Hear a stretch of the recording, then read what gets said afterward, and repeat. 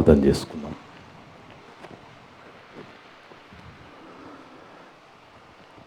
క్రీస్తు యేసునందు మమ్మల్ని అతిమిక్కిలిగా ప్రేమించిన మా పరలోకపు తండ్రి, మీ యొక్క పరిశుద్ధమైన ఘనమైన నామమును బట్టి స్తోత్రాలు, వందనాలు నాయన.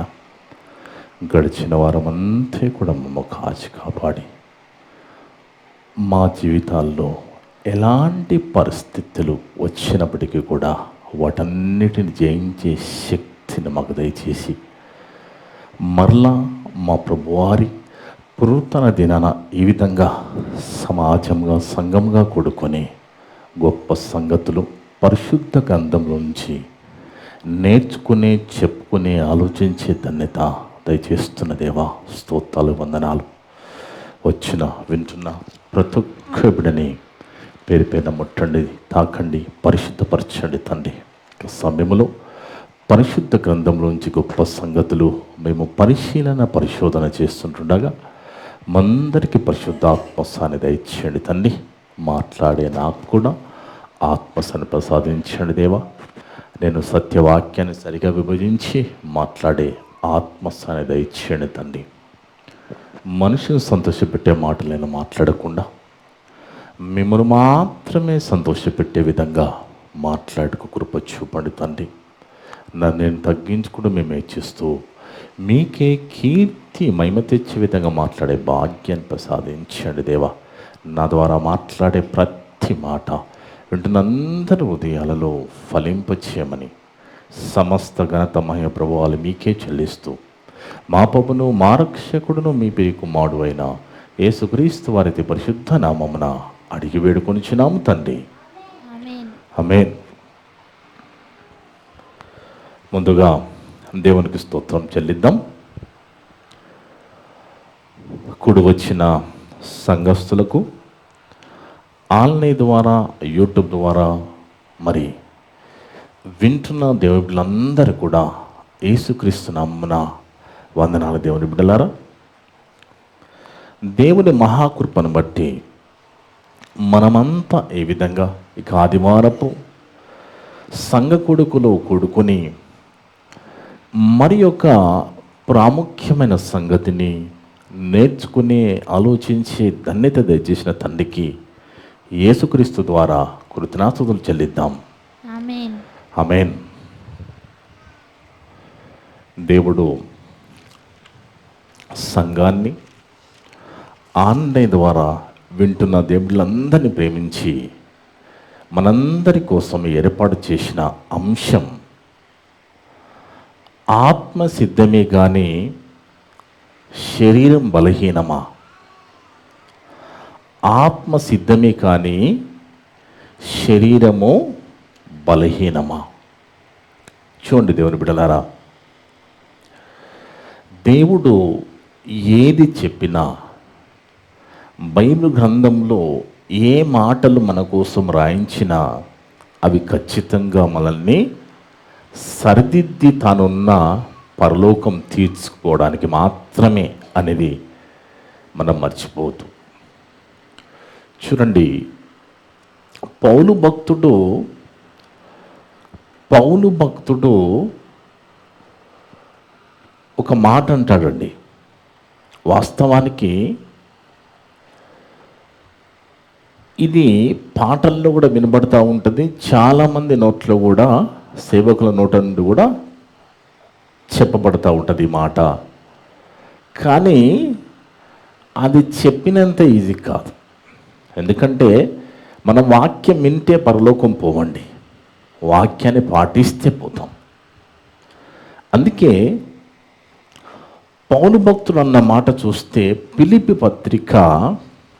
ఫిలిప్పీలకు రాసిన పత్రికలో 1వ అధ్యాయం 21వ వచనం చదువుకుంటే, ఫిలిప్పీ పత్రిక 1వ అధ్యాయము 21వ వచనం, నా మట్టుకైతే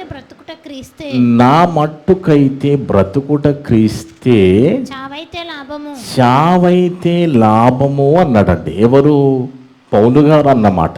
ఆయన ఏమంటున్నాడు? ఆయన గురించి చెప్పుకుంటున్నాడు. నా మట్టుకైతే బ్రతుకుట క్రీస్తే చావైతే నాకు లాభం అంటున్నాడు. వాస్తవానికి మనం గమనిస్తే చావును ఎవరు కోరుకుంటారండి? చావును ఎవరు కోరుకుంటారు? ఇక మందులు లేని రోగం వచ్చిన వాళ్ళు, అప్పుల పాలైన వాళ్ళు, కొన్ని సంవత్సరాలు బతుకుతున్న ఎంతోమంది పెద్ద పెద్ద బిల్డింగులు కట్టుకుంటారు, మాకు కనీసం రేకుల షెడ్ కూడా లేదనే వాళ్ళు, దక్కని నేను కోరుకున్నది నాకు దక్కలేదనే వాళ్ళు, బాగా చదువుకున్నా కానీ నాకు ఉద్యోగం రాలేదు కాబట్టి ఇక నాకు ఎందుకు ఈ జీవితం అనే వాళ్ళు, ఇలాంటి ఎన్నో రకరకాల ఆర్థికపరమైన ఆరోగ్యపరమైన కారణాలతో చావును కోరుకుంటారు కదా దేవుని బిడ్డలారా.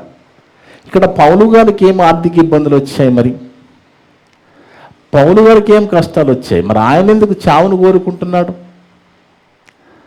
ఆలోచించాలి మనం. ఎందుకంటే ఒక్కొక్క మాట ఒక అంత గొప్ప సేవకుడు మాట్లాడుతున్నాడంటే మనం ఆలోచించాలి. ఈయనకేమి ఇబ్బందులు లేవు కదా, ఆయనకి ఏమైనా ఇబ్బందులు ఉన్నాయంటే సేవలో ఇబ్బందులే కదా. మరి ఆయన అంత మాట అన్నాడు అంటే మనుషులేమో ఈ కారణాల చేత చనిపోవాలనుకుంటున్నారు, కానీ పౌలు గారికి ఆ కారణం కాదు కదా.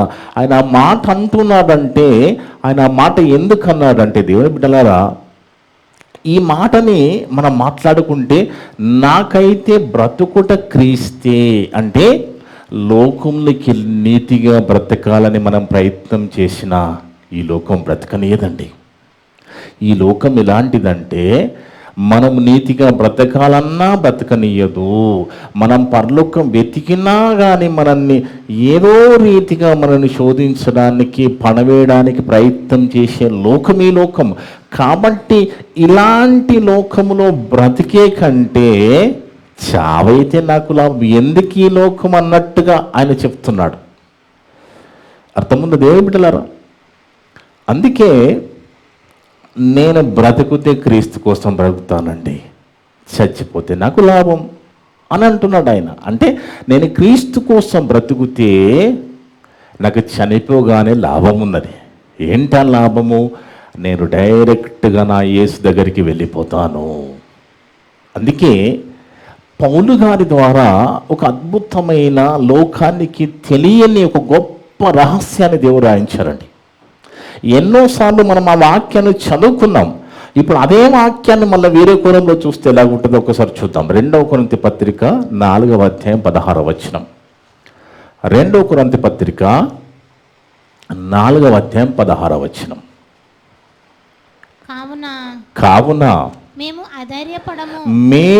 అధైర్యపడము, మాకేం భయం లేదంటున్నాడు ఆయన. పౌలు గారు ఆయనతో పాటు జత పని వాళ్ళు ఉన్నారు కదండి, జత పని వాళ్ళు ఉన్నారు కదా. తిమోతి గారు, తీతు, ఫిలోమినా, అకుల, ప్రిస్కిలా, ఇలా చాలామంది ఉన్నారు, పెద్ద లిస్టే ఉంటుంది. మేము అధైర్యపడము, మాకేం భయం లేదు.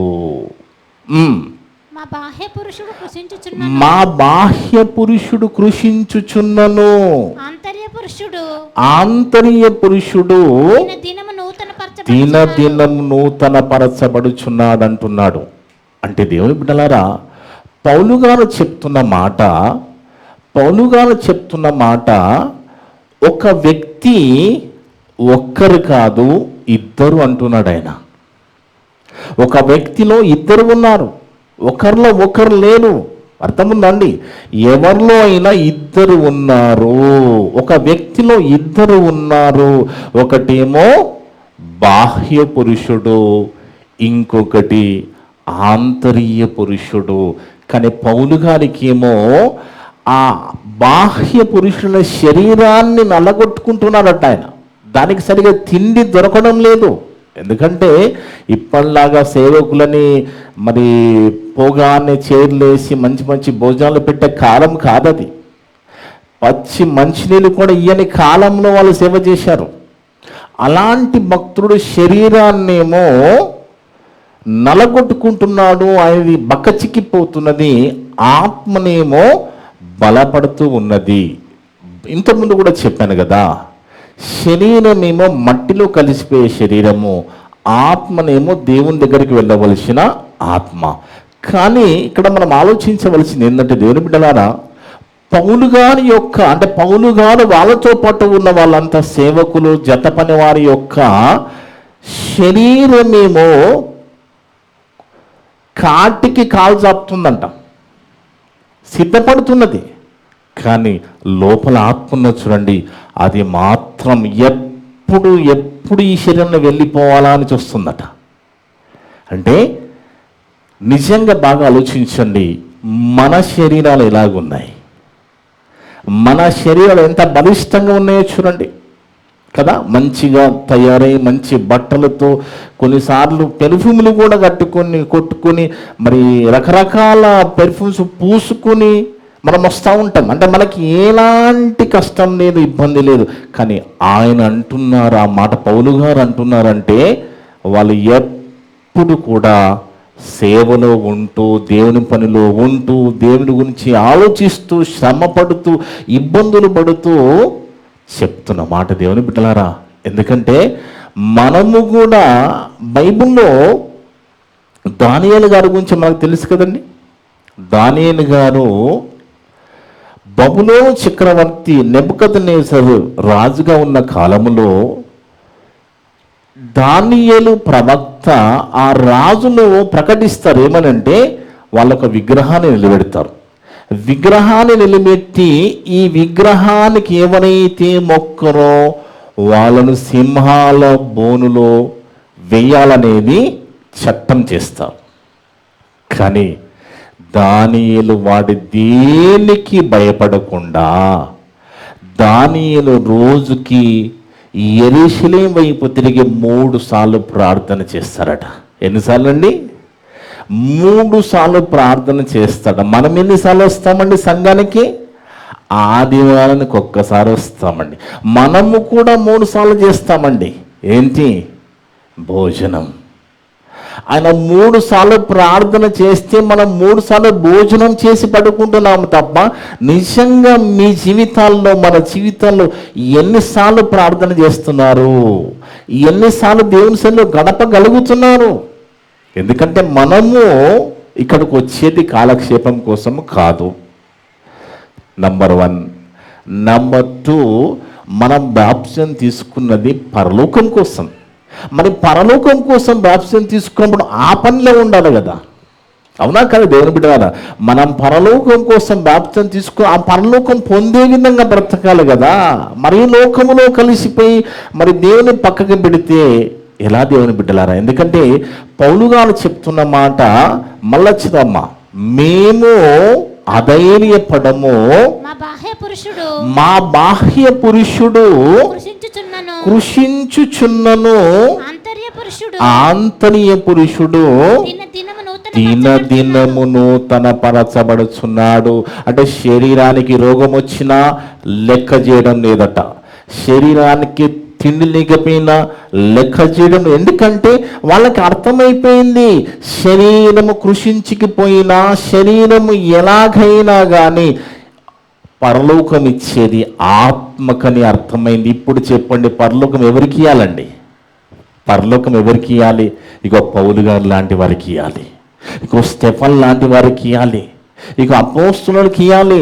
మరి పరలోకం ఇవ్వడం అంటే అది మామూలు విషయం కాదు దేవుని బిడ్డ. మనమేమనుకుంటున్నామంటే, అరే బైబిల్లో ఉంది కదా, ప్రసంగి గ్రంథము 12 అధ్యాయం 7వ వచనంలో మన్నయ్యది మన్నికి వెళ్ళిపోతుంది, ఆత్మ దేవుని దగ్గరికి వెళ్ళిపోతుంది అనే భ్రమలో చాలామంది ఉన్నారు.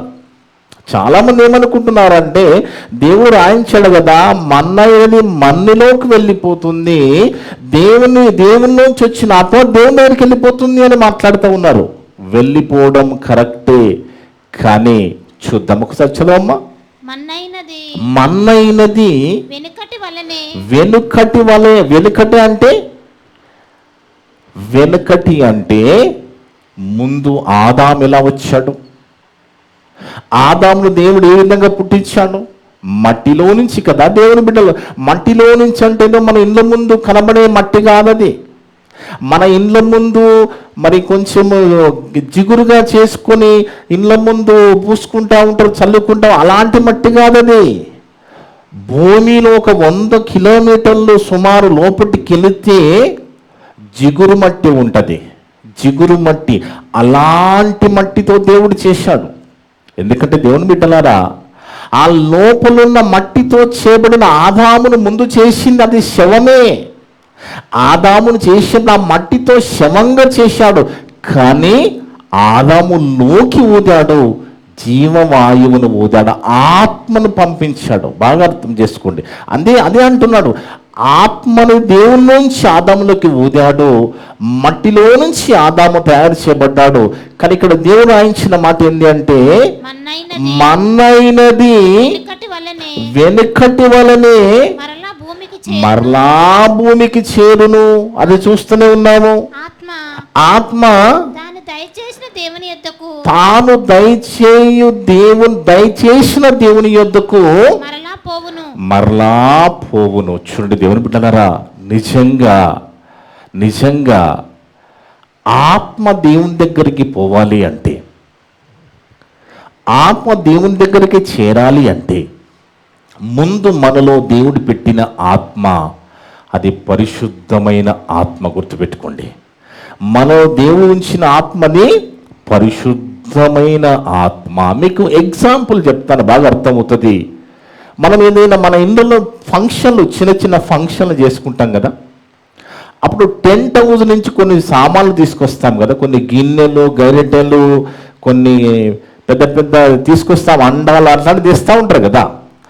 అవన్నీ వాడుకున్న తర్వాత, ఆ ఫంక్షన్ అయిపోయిన తర్వాత ఆ టెంట్ హౌస్కి మనం రిటర్న్ చేస్తాం కదా. రిటర్న్ చేసినప్పుడు ఆ టెంట్ హౌస్ వాళ్ళు ఇచ్చిన ఆ గిన్నె లేదా ఆ గరిటె నల్లగా మారిపోయింది అనుకో, దాన్ని చూసి ఆయన ఏమంటారు, టెంట్ హౌస్ వాడు, ఇది ఏందండి, నేను ఇంత బాగా ఇచ్చాను, ఇదైతే నేను తీసుకోనండి, దీన్ని నేను ఛార్జ్ చేస్తానంటాడు. అంటే నేను ఎలాగ ఇచ్చానో నాకు అలాగే ఇవ్వాలనేది టెంట్ హౌస్ వాడే అంటున్నప్పుడు, దేవుడు పరిశుద్ధమైన ఆత్మను మనలో పెట్టినప్పుడు మళ్ళా పరిశుద్ధంగా ఉంటే తీసుకుంటాడు తప్ప, దేవుని నుంచి వచ్చింది కాబట్టి అక్కడికి వెళ్ళిపోతుంది, నా వ్యాపారం నేను చేసుకుంటా, నా ఉద్యోగం నేను చేసుకుంటానంటే వెళ్ళిపోతుందండి. సరే, ఎలా మోసం జరుగుతుందో బాగా ఆలోచించాలి. చాలా మోసం జరుగుతున్నది వాస్తవానికండి. ఇప్పుడైతే ఏనుగును ఏనుగు కంటుంది, అవునా కదా? ఏనుగును ఏనుగు కంటుంది కదా, పులిని పులి కంటుంది, కుక్కను కుక్క కంటుంది, పిల్లిని పిల్లి కంటుంది. కానీ ప్రారంభములో అలా కనలేదండి. ప్రారంభములో అలా కనలేదు. ప్రారంభంలో అసలు మొదటి ఏనుగు, మొదటి జంతువు అనేది ఎలా వచ్చిందో తెలుసా దేవుని బిడ్డలారా? ఒక్కసారి ఆదికాండం 1:24 చదువుకుంటే, ఆదికాండము 1:24 దేవుడు వాటి జాతి ప్రకారము జీవము గల వాటిని అనగా వాటి జాతి ప్రకారము పశువులను, పురుగులను, అడవి జంతువులను భూమి పుట్టించును గాక అని పలికెను. ఎక్కడి నుంచి వచ్చినాయంట? అవన్నీ భూమిలో నుంచి వచ్చినాయట. అప్పుడు ఏనుగు కనలేదు, పురుగు కనలేదు. అవన్నీ ఎక్కడి నుంచి వచ్చాయి? ప్రారంభములో మొదటిగా భూమిలో నుంచి వచ్చాయి. అంటే దాని అర్థం ఏంటి? ఈ భూమి, మనం ఉంటున్న ఈ భూమికి కింద ఒక 100-200 కిలోమీటర్ల లోపలికి వెళితే అక్కడున్న మట్టికి జీవరాశులు ఉత్పత్తి చేసే ధర్మం ఉన్నది. అర్థమున్న దేవుడు అదే మట్టితో కూడా ఆదామును చేసింది, అదే మట్టితో జీవరాశులను చేశాడు కదా. అంటే మనిషి అయినా జంతువులైనా వచ్చింది ఎక్కడి నుండి? ఆ మట్టిలో నుండి. ఆ మట్టికి ఏమున్నది? జీవరాశులను ఉత్పత్తి చేసే ధర్మం ఉన్నది దేవుని బిడ్డలారా. అలాంటి ధర్మము గల ఆ మట్టిలో నుంచి, అందుకే యోబు భక్తుడు అంటాడు, జిగటగల మన్ను అంటాడు. చూడండి, చూద్దాం. యోబు గ్రంథము యోబు గ్రంథము 12:7. యోబు గ్రంథం 12వ అధ్యాయము, క్షమించండి, 10వ అధ్యాయం 9వ వచనం అమ్మ. యోబు గ్రంథము 10వ అధ్యాయము 9వ వచనం. జిగట మన్నుగా ఉన్న నన్ను నీవు నిర్మించితివి. అంటే భూమి లోపలికి వెళితే మన్ను ఎలా ఉంటుంది? చికటగా ఉంటుంది. ఆ మన్నుకి ఏం గుణం ఉన్నదంటే జీవరాశులను ఉత్పత్తి చేసే గుణమున్నది. దాంట్లో నుంచి తీయబడ్డ మనిషి మరలా అదా మట్టిలోకి వెళ్ళిపోతామని దేవుడు రాయించాడు. కానీ ఆత్మ మాత్రము దేవుడు 2:7 అదే ఆది ఖండములో 2:7 మరి ఆత్మ ఎలా వచ్చింది ఆదాము గారిలోకి? ఆది ఖండం 2వ అధ్యాయం 7వ వచనం, దేవుడైన యెహోవా నేల మంటితో నరుని నిర్మించి, అంటే నరుని నిర్మించినప్పుడు అది శవమే, గుర్తుపెట్టుకోండి. అంటే జిగట మన్నుతో ఆదామును చేసినప్పుడు అది శవంగానే ఉన్నది. లోపల నుంచి తీసి దేవుడు ఆదాముగా చేశాడు మట్టి నుండి. ఆ ఆదామును నిర్మించి ఆ ఆదాము యొక్క నాసికా రంధ్రములలో జీవవాయువును ఊదగా నరుడు జీవ ఆత్మ ఆయన. అప్పుడు వచ్చింది ఆయనలో ఒక ఆత్మ, అప్పుడు వచ్చింది జీవము, అప్పుడు లేచి నిలబడ్డాడు. అర్థమున్న దేవుని బిడ్డలారా, అంటే ఆత్మ అనేది దేవుని దగ్గరికి వచ్చిందని, ఈ ఆకారం అనేది మనిషి యొక్క ఆకారం మట్టిలో నుంచి వచ్చిందనేది మనకు అర్థమైపోతుంది. అందరిలో ఇద్దరు ఉన్నారు, ఒకటి బాహ్య పురుషుడు, ఒకటి ఆంతర్య పురుషుడు. ఇప్పుడు ఆంతర్య పురుషుడు ఎక్కడి నుంచి వచ్చాడు? దేవుని దగ్గర నుంచి వచ్చాడు కదా. మళ్ళీ అక్కడికి వెళ్ళాలంటే నీ ఇష్ట ప్రకారంగా బతికితే వెళ్ళిపోతుందా? ఆలోచించండి, బాగా ఆలోచించాలి దేవుని బిడ్డలు. ఎందుకంటే మనము మోసపోవద్దు. మనం మోసపోకుండా ఉండడానికే దేవుడు బైబిల్ గ్రంథం ఇచ్చాడు. అర్థమున్న దేవుని బిడ్డలారా, మనం మోసపోకుండా ఉండడానికే దేవుడు మనకు బైబిల్ గ్రంథం ఇచ్చాడు.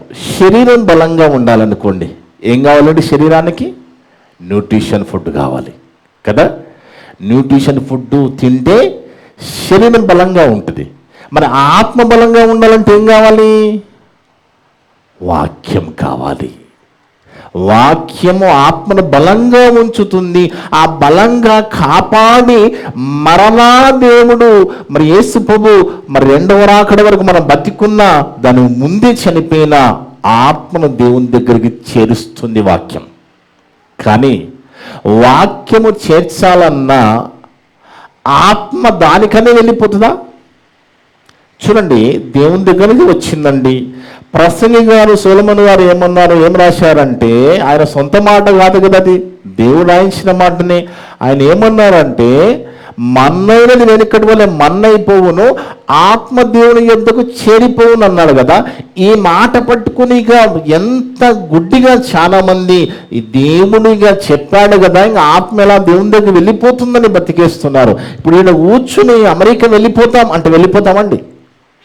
మనం ఇక్కడ కూర్చుని మేము అమెరికా వెళ్ళిపోతామండి అన్న ఒకసారి వెళ్ళిపోతామేమో. మరి ఈ భూమి మీద ఒక ప్రాంతం నుంచి ఒక ప్రాంతం వెళ్ళలేనప్పుడు దేవుడుల లోకం వెళ్ళాలంటే మనం అంటిపోమండి.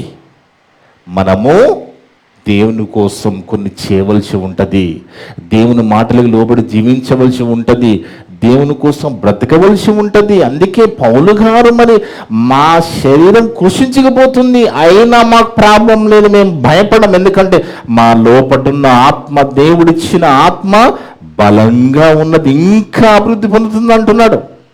మనం అలా తయారు కావాలి దేవుని బిడ్డలారా. రోగం వస్తే పరలోకం ఇయ్యాలని దేవుడు చెప్పలేదండి. రోగముతో చనిపోతే, శరీర రోగముతో చనిపోతే పరలోకము ఇయ్యబడదని బైబిల్లో ఉందా? లేదు కదా. పరలోకం వెళ్ళడానికి శరీరోగం అడ్డం కాదు కదా, పాపమనే రోగం అడ్డం కదా దేవుని బిడ్డలారా. అందుకే బాగా ఆలోచించాలి. ప్రతి లెంట్ సీజన్లో అన్ని సంఘాలలో ఏం చేస్తూ ఉంటారండి? ఈ 40 దినాలు ప్రాక్టీస్ చేస్తూ ఉంటారు, పాటిస్తూ ఉంటారు.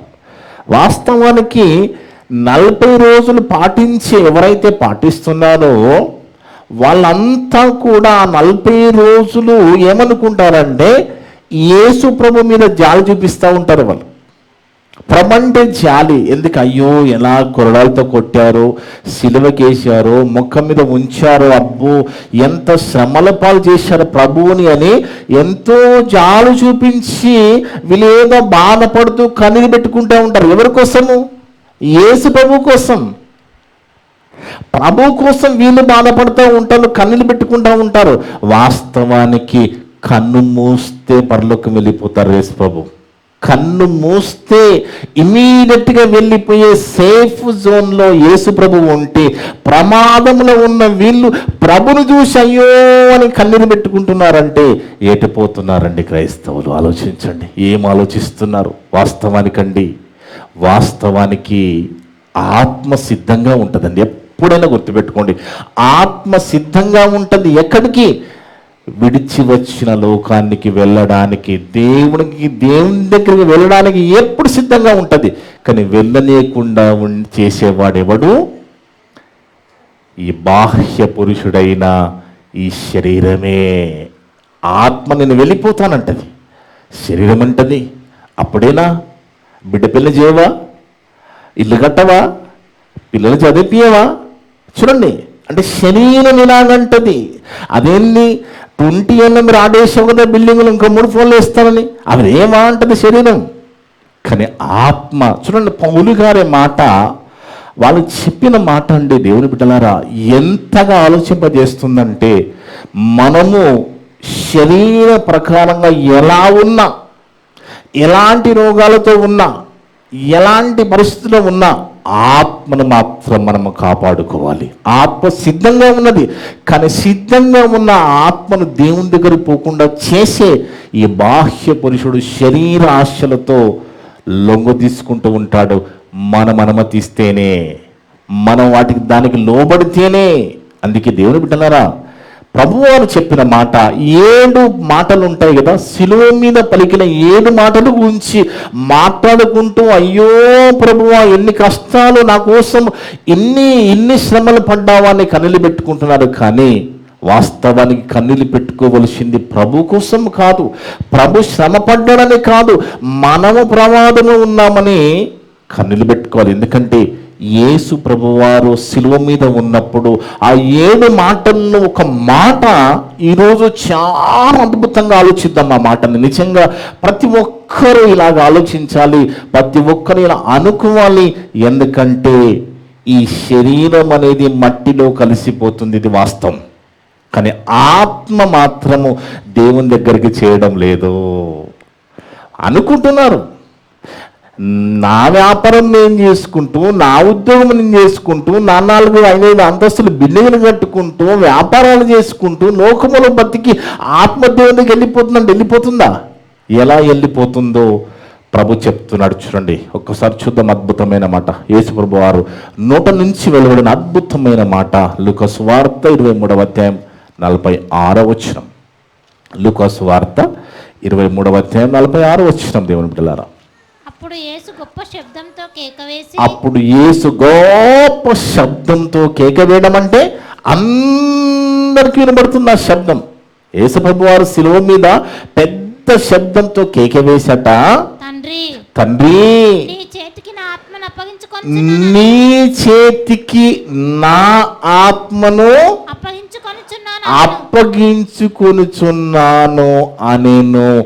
ఏ పాపము చేయని పరిశుద్ధుడేమో తన ఆత్మను దేవునికి అప్పచెప్పుకుంటుంటే మన ఆత్మ మాత్రం అలాగే వెళ్ళిపోతుందా? చూడండి ఎంత మాయ జరుగుతుందో చూడండి.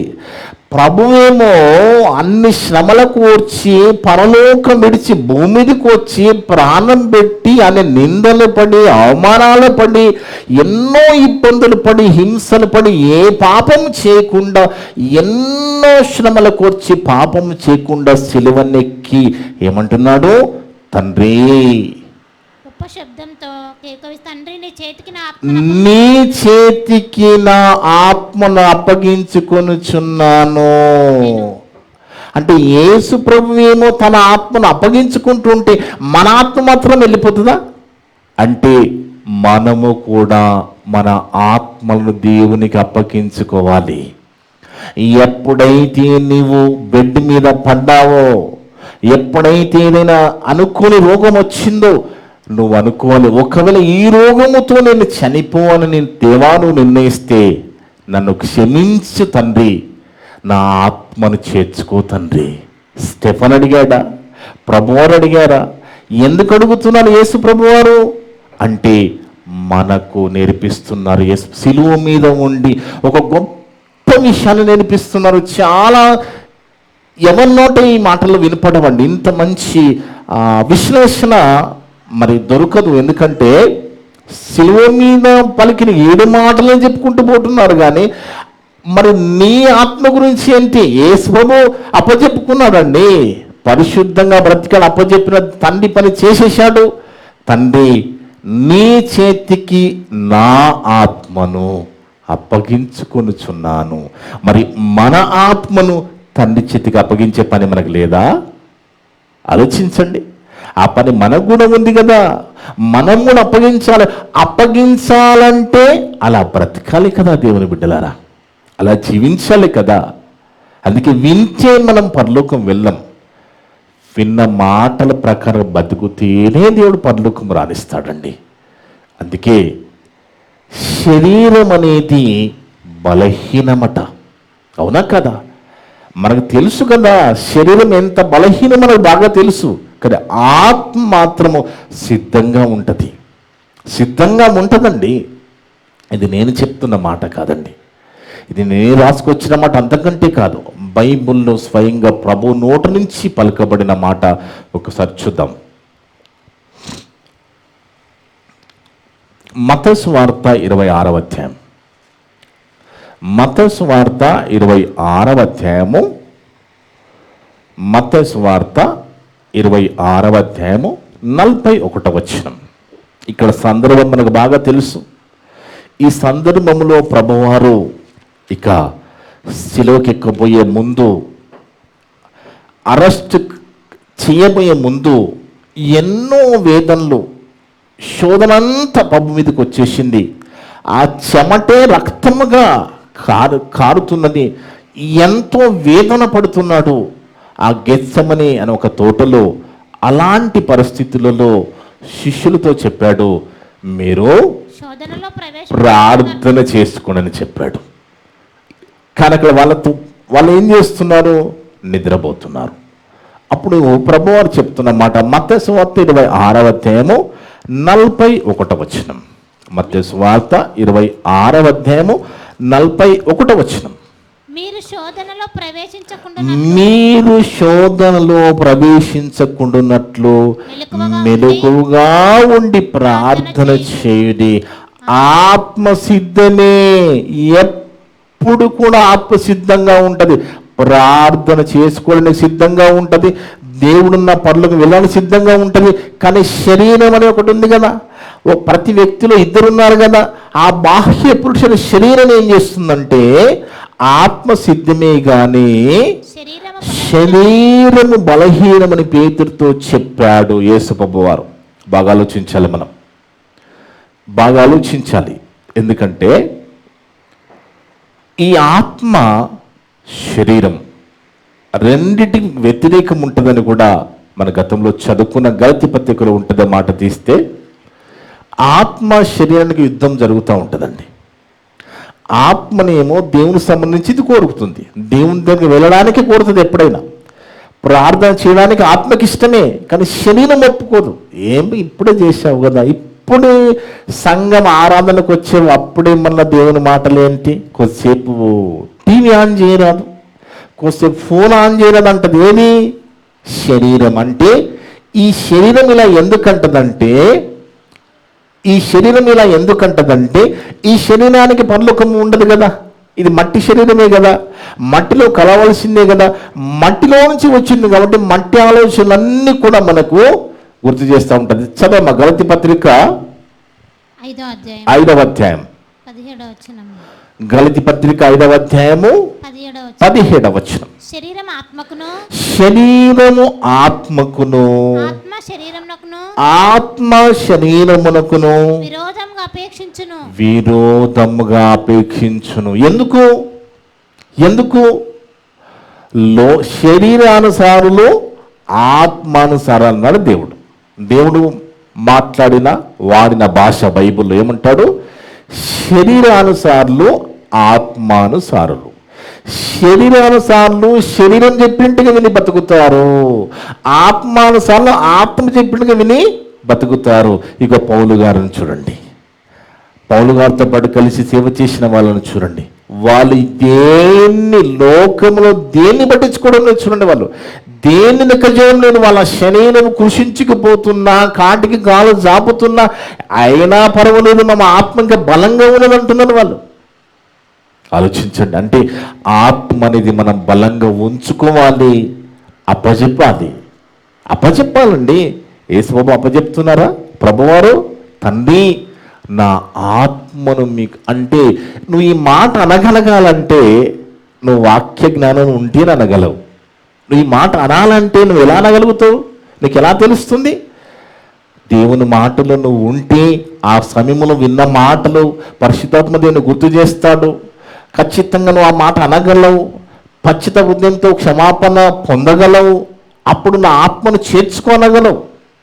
కొన్నిసార్లు అవకాశం కూడా రాదండి. తక్కువ యాక్సిడెంట్ చనిపోతావు. ఇంకా నీకు ఎక్కడ ఉంటుంది అవకాశం?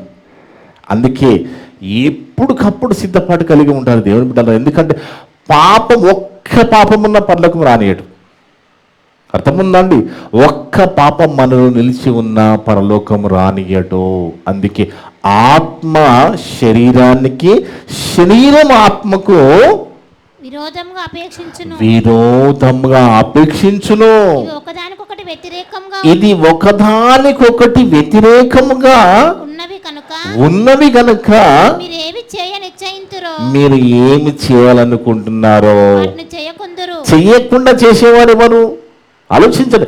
మీరు చేయాలనుకుంటున్నారు దేవుని కోసం, చేయాలనుకుంటున్నారు దేవుని కోసం, చెప్పాలనుకుంటున్నారు దేవుని కోసం, బతకాలనుకుంటున్నారు. కానీ చేయకుండా చేసేవాడు ఒకడున్నాడు. శరీరమే, మనం కలిగిన ఈ శరీరమే.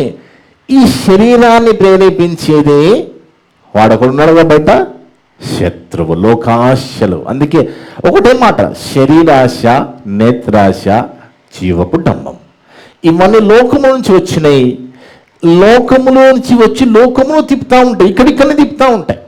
బాగానే ఉన్నావు కదా, బాగానే కలిసి వస్తుంది కదా, పర్వాలేదు కదా, మంచి ఉద్యోగం కదా, ఓకే, ఇన్కమ్ బాగానే ఉంది కదా, ఇంకా మళ్ళీ అంత దేవుడు అవసరమా అనే విధంగా శరీరం చేస్తూ ఉంటుంది. కానీ ఒక్కటే మనం గుర్తుపెట్టుకోవాలి, ఈ శరీరము మట్టిది, మట్టిలో కలిసిపోతుందని మనం గుర్తుపెట్టుకుంటేనే మనలో వైరాగ్యం వస్తుందండి.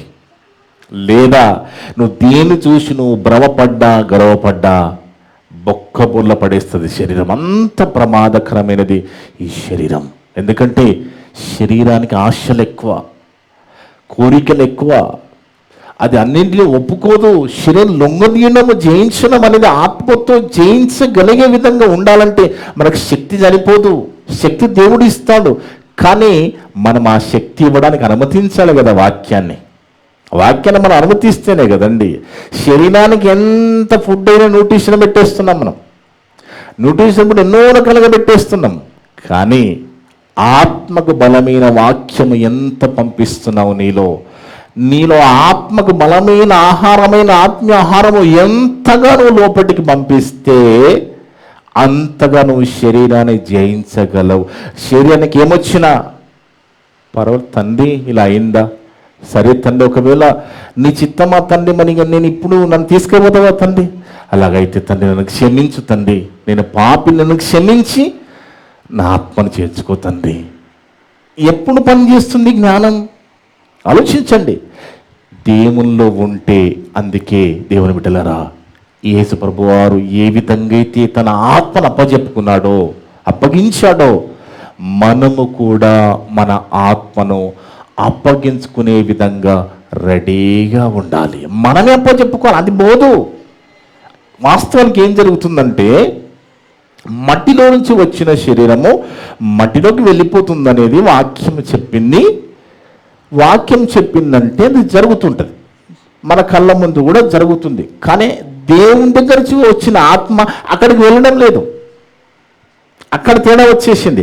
శరీరం మాత్రమే మట్టిలోకి వెళ్ళిపోతుంది, కానీ ఆత్మ మనలో దేవుని దగ్గరికి వెళ్ళకుండా ఎక్కడికి వెళ్ళిపోతుంది? దేవుని దగ్గర వెళ్ళడం లేదంటే నరకానికి వెళ్ళిపోతుంది దేవుని బిడ్డలు. అందుకే మనం సంఘానికి వస్తున్నామంటే ఏదో కాలక్షేపం కోసం కాదు, మన ఆత్మను అభివృద్ధిపరచుకోవడానికి, ఆత్మను బలపరచుకోవడానికి దేవుడు మనం నమ్మిచ్చిన ఆత్మని మళ్ళా దేవునికి మనం అప్పచెప్పుకోవాలి. మనమందరం మీరైనా నేనే ప్రతి ఒక్కరు సేవకులైనా విశ్వాసులైనా ఎవరైనా కానీ ఎవరి ఆత్మను వాళ్ళ దేవునికి అప్పచెప్పుకోవాలి. అదే వెళ్ళిపోతుందని భ్రమలో ఉండొద్దు. మన పనులు మనం చేసుకుంటూ మనం బతుకుంటూ దేవుని పక్కన పెడితే వెళ్ళిపోతుందా? వెళ్ళిపోతుంది, కానీ దేవుని దగ్గర కాదు. అందుకే దేవుని బిడ్డలారా మళ్ళా ప్రభు అన్న మాట చూడండి. లూకాసు వార్త 23:46 చదవమ్మ చివరిగా. లూకాసు వార్త 23వ అధ్యాయము 46వ వచనం.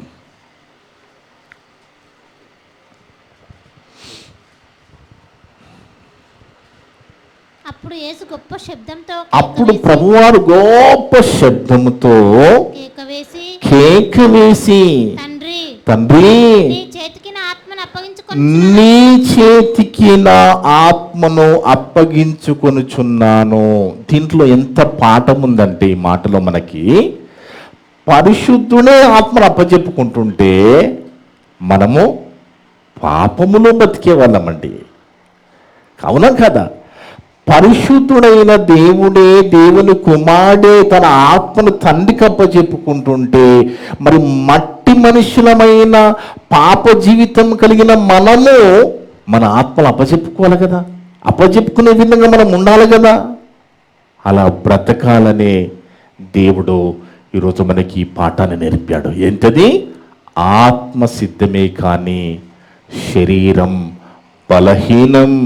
కానీ పౌలు గారి మాటల్లో బాహ్య పురుషుడు కృషించిపోతున్న మా ఆంతర్య పురుషుడు దినదినము నూతనము, అంటే శరీరము కృషించిపోతున్నా కొన్ని ఆత్మ బలం పెరుగుతుందట. మనము కూడా అలాగ ఉండాలి దేవుని బిడ్డలారా. మనం అలా తయారు కావాలి, మనం అలా సిద్ధపడాలి. అలా ఉంటే ఏ క్షణమైనా మన ఆత్మనము దేవునికి అప్పచెప్పుకునే విధంగా ఉండాలి. మనం అప్పచెప్పుకోవాలి. అప్పచెప్పుకునే విధంగా బ్రతికితేనే మనకు పరలోకం ఇస్తాడు. ఇట్టి మాటలన్నీ కూడా ఏ ఒక్క మాట కూడా వృధాకపోకుండా విన్న మీ అందరి హృదయాలలో చెప్పిన నా హృదయంలో దేవుడు సమృద్ధిగా ఫలింపచేయను గాక. ఆమేన్. ప్రార్థన చేసుకుందాం. మమ్ములను మిక్కిలిగా ప్రేమించిన మా పరలోకపు తండ్రి, మీ యొక్క పరిశుద్ధమైన ఘనమైన నామమును బట్టి స్తోత్రాలు వందనాలునైనా. గొప్ప దేవుడవు తండ్రి, గొప్ప మాటలు ఈ దినాన అందరితో మాట్లాడే విధానం బట్టి స్తోత్రాలు వందనాలునైనా. అవును తండ్రి, మా ప్రభువారు శిలోపే పలికి 7 మాటల్లో ఆ చివరి మాట, తండ్రి నా ఆత్మను నీకు అప్పచెప్పుతున్నానని అన్న మాట, ఆ మాట మా ప్రభువారు మేము కూడా మా ఆత్మలను మీకు అప్పచెప్పాలని, అప్పచెప్పే విధంగా బ్రతకాలని మాకు పాఠంగా నేర్పించుటకే ప్రభువారు ఆ మాట అన్నారనేది మాకు అర్థం చూపించిన విధానం బట్టి స్తోత్రాలు వందనాలు. మేము కూడా ఏ రోజుకు ఆ రోజు మా ఆత్మలను, ఒకవేళ మా ఆయుష్కాలం ఏ కారణం చేత నేను భూమి మీద ముగిస్తే మా ఆత్మలను మీకు అప్పచెప్పి మీ దగ్గరికి వచ్చే విధంగా బ్రతుకుటకు శక్తి దయచేయండి తండ్రి. ఎక్కడ కూడా శరీర మాయలో మేము పడిపోకుండా, దుష్టునికి అవకాశం ఇవ్వకుండా, శరీరము ఏది కోరితే దానికి అది పెట్టకుండా ఆత్మతో శరీరాన్ని జయిస్తూ ఆత్మానుసారంగా జీవించే భాగ్యాన్ని అందరికీ ప్రసాదించండి తండ్రి. ఇప్పటివరకు నా ద్వారా మాట్లాడిన ప్రతి మాట విన్న సంఘస్థులందరి హృదయాలలో, ఆన్లైన్ ద్వారా వింటున్న వీళ్ళందరి హృదయాలలో ఫలింపచేయండి తండ్రి. మేమంతా కూడా కేవలం వాక్యము చదివి విని వదిలిపెట్టి మమ్మల్ని మేము మోసపరుచుకోకుండా విన్న మాటల ప్రకారంగా జీవించే ధన్యత దయచేయమని సమస్త ఘనత మహిమ ప్రభావాలు మీకే చెల్లిస్తూ మా ప్రభును మా రక్షకుడును మీ ప్రియకుమారుడు అయిన యేసుక్రీస్తు వారి పరిశుద్ధ నామమున అడిగి వేడుకొనిచున్నాము తండ్రి. ఆమేన్. మీ అందరికీ వందనాలు.